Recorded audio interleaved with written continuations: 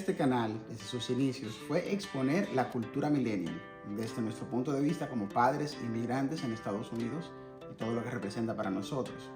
Recientemente, Anita, nuestra hija de 4 años, me preguntó de tanto escucharme repetirlo: papi, ¿qué es cultura? Y la manera más fácil que yo tuve para explicarlo a una niña de 4 años es todo lo que hacemos. La comida que comemos, el idioma que hablamos, la música que escuchamos, las cosas que vemos.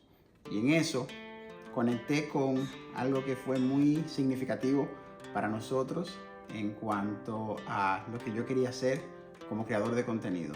Y algo que le pude explicar, que ya ha visto y que nos conectó muy bien, fueron las tortugas ninja.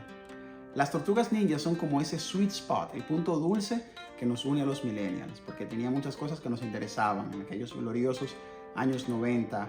La pizza que nos encanta, con sabores distintos que ya no nos gustan tanto después de los 11 años. Tenía las artes marciales, tenía esa guerra del bien contra el mal y tenía esos curiosos nombres de los artistas del Renacimiento, que para muchos de nosotros, incluyéndome, fueron la primera ventana hacia las bellas artes. Luego vamos a tener que hablar de en qué momento y por qué razones el término de cultura se vino a asociar con el conocimiento de bellas artes o el conocimiento de información o de obras o el gusto por ciertas cosas refinadas, entre comillas. Pero mientras tanto, con los nombres de las tortugas ninjas vinimos a tener esa curiosidad por quiénes eran Rafael, Miguel Ángel, Leonardo y Donatello, quizás el más curioso de todos. Y esto fue algo muy especial que me habló, es decir, habló a mis deseos y a mi curiosidad al saber que yendo a Italia podíamos ver en algunos museos las obras de estos autores cuyos nombres habían inspirado los nombres de las tortugas ninja. Y como quizás vieron, sí lo logramos y pudimos ir y ver obras en específico tanto de Rafael en el Vaticano, además de una caminata por el Lungotevere dedicado a Rafael Ciancio en Roma, a la orilla del río Tíber.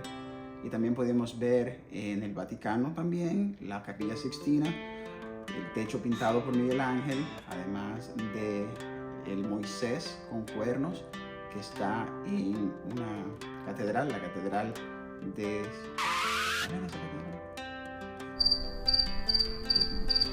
la catedral de San Pietro in Vicoli, en Roma también. Y luego pues fuimos a Florencia y vimos el imponente y sorprendente David en mármol, una cosa que uno podrá a veces ver que tiene 5 metros y uno dice, bueno, tiene 5 metros, es bien grande, pero uno no tiene dimensión de lo que significa una estatua de 5 metros hasta que está ahí y lo puede ver. Es inmensa realmente, es increíble el nivel de detalle y todo lo que significa. También el David de Donatello en bronce, en Florencia. Y quizás el que fue un poquito más difícil de conseguir fue ver obras originales de Leonardo da Vinci, porque no son muchas las que hay en exposición. Y pudimos ir al museo los museos de las oficinas del Uffizi en Florencia también, donde pudimos ver al menos 2 o 3 obras de Leonardo da Vinci. La Anunciación y la Adoración de los Magos fueron las que registramos en nuestra visita.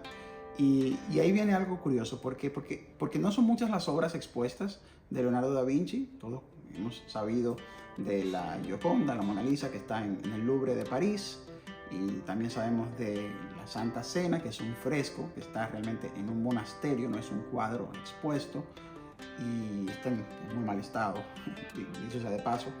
Lo que sí hay en Florencia es un museo temático de Leonardo da Vinci, en el cual no hay ninguna obra original.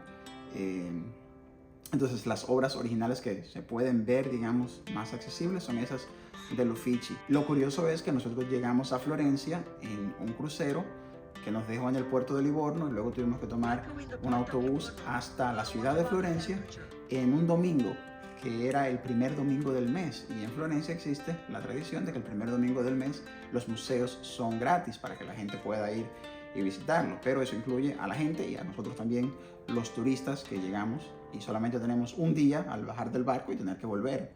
Entonces fue prácticamente un desafío poder ver los 3 museos, ver estas obras específicas. Era prácticamente ir como si fuera una misión de un videojuego.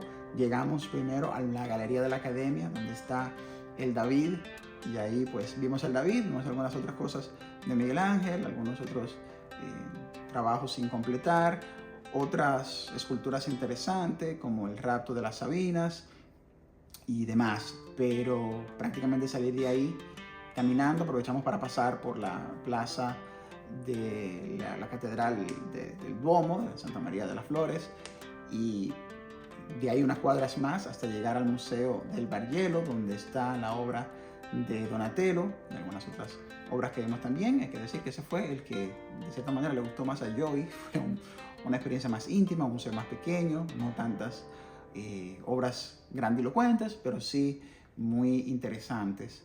De ahí prácticamente salimos corriendo una vez más para llegar a los museos del Uffizi, que es imagínense, un edificio de oficinas gubernamentales que se convirtió en un museo. Es una cosa de 2 alas, de 2 plantas, con salas y exposiciones en todas partes. Y ahí pudimos, después de dar muchas vueltas, encontrar la sala de Leonardo, y de camino también nos dimos cuenta que había una sala de Caravaggio donde hay varias obras significativas e importantes expuestas, y pudimos ver más o menos a la carrera, al igual que la Venus de Botticelli, también una de las obras más importantes del Renacimiento. Todo esto lo cuento como cultura, ¿verdad? Quizás no del todo cultura millennial, más cultura general, cultura universal, pero fue algo a lo que yo fui expuesto inicialmente por ver las Tortugas Ninja. De manera que nos podemos dar cuenta que realmente todo es cultura, todo tiene que ver con todo, todo se conecta, y diríamos que todo está en las Tortugas Ninja. Tuve la gracia de retratarme, de experimentar todas estas referencias a las Tortugas Ninja mientras usaba los antifaces representativos de cada una, y la verdad es que fue una experiencia muy bonita. No la recomendaría, por lo menos no en un crucero, pero sí nos planta el gusanito, el deseo de tal vez volver a estos destinos, a estas ciudades, y poder verlo todo con más calma, con más tranquilidad, si tuviéramos más tiempo, ¿verdad? Pero eso es lo que trajo el barco en este caso.